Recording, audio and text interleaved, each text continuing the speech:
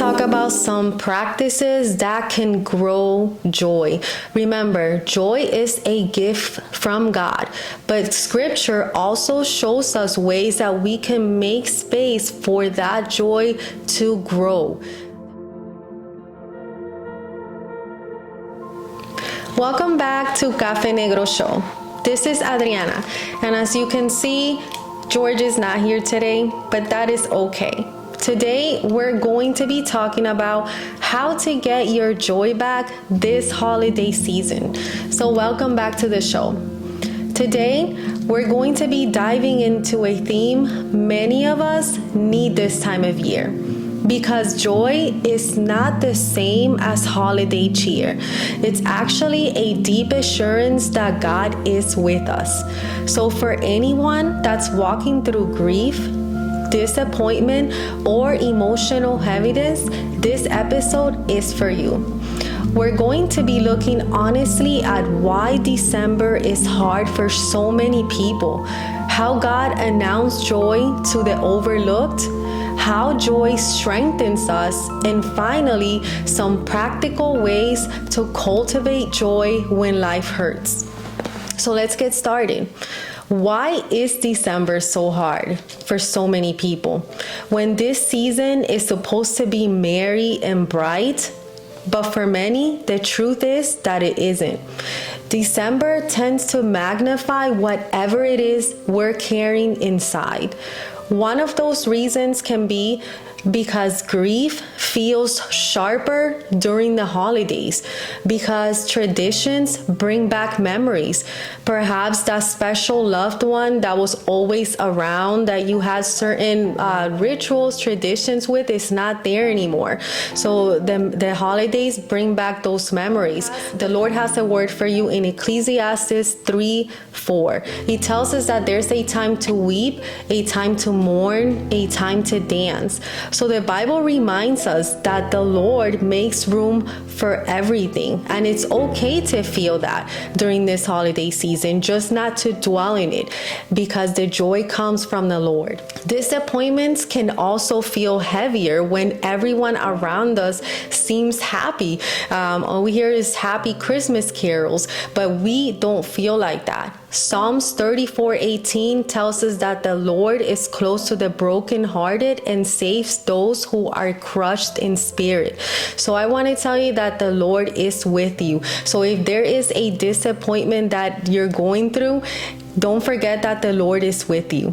Loneliness, it can get louder, especially in this season when everybody talks about togetherness. That verse, it tells you that you are not alone. The Lord never left you. Just because you may think that He is not there, I'm here to remind you today that He is there with you and He never left. Also, exhaustion increases during this time of year. There's just so many things to get done. It's so busy, so many pressures with our work, with our family, that you can get exhausted. But Galatians chapter 6 verse 9, it gives us a very strong word that it tells us, let us not become weary in doing good, for at the proper time we will reap a harvest if we do not give up.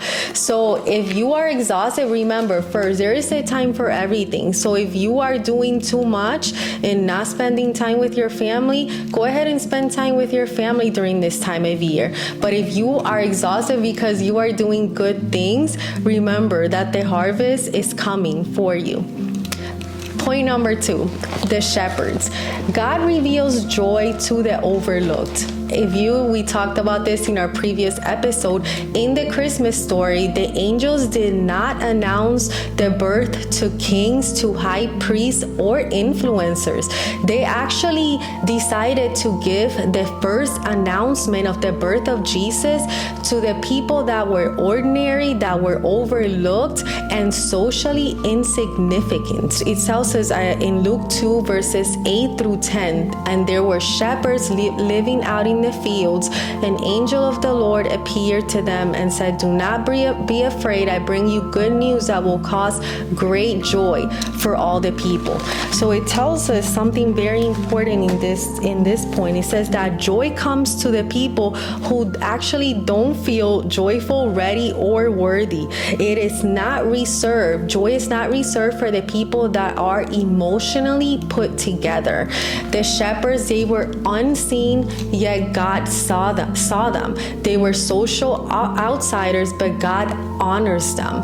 And this story actually tells us something very profound. Again, the joy comes to the people who don't always feel joyful. It is for the weary, the unnoticed, and the hurting. So if you think that you do not deserve that joy, you are wrong. This joy is for all of us. Point number 3, joy as strength and not performance. We actually often treat joy like something we're supposed to produce, like a spiritual performance. But joy is something that we receive from the Lord. Biblical joy isn't a smile you force or you fake. It's strength we receive from Him. In Nehemiah chapter 8 verse 10, it tells us, "For the joy of the Lord is your strength." Notice that it does not say your joy is your strength. It says the joy of the Lord. His joy, His presence becomes our strength. So remember, joy is not something it could be fake. If you try to fake it, it's going to be something temporary and not permanent because it does not come from our Creator. Joy is not pretending. Joy is not suppressing sadness. And joy is not acting cheerful. Joy is rooted actually in the unchanging presence of God, of our Creator. And John 15:11 actually reinforces this. "I have told you this, so that my joy may be in you and that your joy may be complete." His joy in us, not ours manufactured on the outside. Joy is what holds us when we cannot hold ourselves. And now we're going to talk about some practices that can grow joy. Remember, joy is a gift from God, but Scripture also shows us ways that we can make space for that joy to grow. The first one, gratitude. Not forced positivity, but actually noticing God's goodness in the small things. 1 Thessalonians chapter 5 verse 18 says, "Give thanks in all circumstances, not for everything, but in everything." Gratitude opens the heart to see God's presence even in hard seasons. So remember, look for the small things to give thanks to God. No matter what you're going through, there's always something to be thankful for. Point number 2, worship. Worship recenters us. It shifts our eyes from what we lack to the one who is with us. Psalm 16:11 says, "In your presence there is fullness of joy." So joy is not found in circumstances improving. Sure, we can feel better, but that's not joy. It is found in God's presence. Point number 3, when we love others, joy often flows unexpectedly. Proverbs 11:25 says, "A generous person will prosper. Whoever refreshes others will be refreshed." Serving others doesn't ignore our pain, it gives purpose to it. And sometimes God actually uses our small acts of kindness to awaken joy we didn't even know that we had. So remember, make sure that you practice gratitude, worship, and serving. Joy is not the same as holiday cheer. Joy is the quiet, steady, unshakable assurance that God is with us. He is with you, especially in seasons when we don't feel joyful.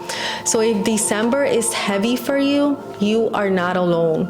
You are seen, you are loved, and held by a God who reveals joy in surprising places, like the shepherd's fields and hurting hearts. May the God of hope fill you with his joy today and always.